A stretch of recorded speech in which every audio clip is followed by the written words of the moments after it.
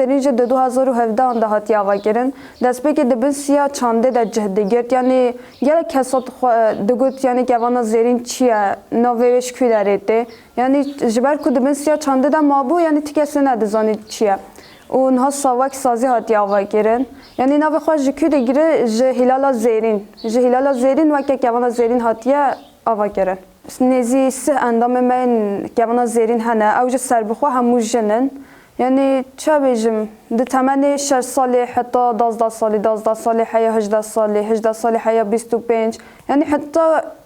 حیا 7 سالی جی چه دبن یعنی دایک بن جم بن جوان بن یعنی کسی که بخوازه دکاره تبلیغ ببن خباتین که دنها کوانا زیرین داتم مشانده تایبت موزیک، شانو، دیلان، دالی استورمانا دا خواه پیش اخستن یعنی نها کارت مشاندن اوه تایبت دایکن دنگ بیش جه خواه تیده دیگرن اوه نزیکی 6 سالان دی کوانا زیرین دا جه دیگرم یعنی دست بکی دی چند هنری دا من جه دیگرد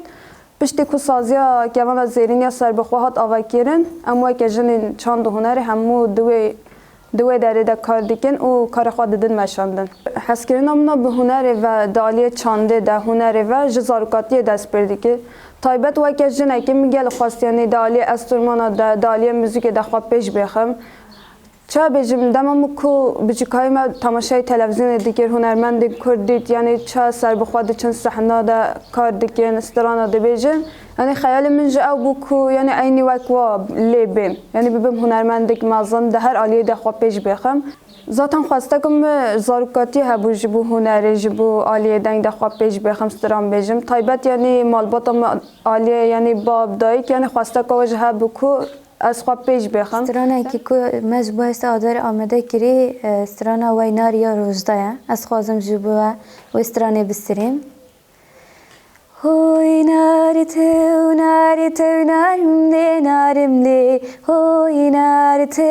narvay bu kaliye fatbe Hoy nari te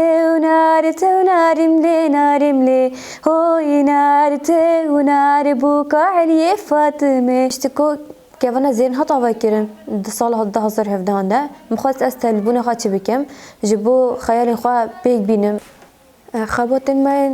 نها بردام دکه که لسر هشت آداره یا یعنی کومن من دیچا کوانا زیرین ده هم جبو مشه هم جبو هشت آداره هم خباتم پیکتینن دالی شانوی ده دالی استرمانان ده دالی دنگ بیجی ده هر وها دگلک بشان ده هم خباتان دن هر وها جبو هشت آدار جخواه کوم آمه یا دنگ بیجیه و چاستران آمده کرنه و ببیزن هر وها کومی من دین یه شانوی هیا و شانو آمده بکن یه دانسی هنه که دیلانم بلیزن دانسم پیک بینن سردیکه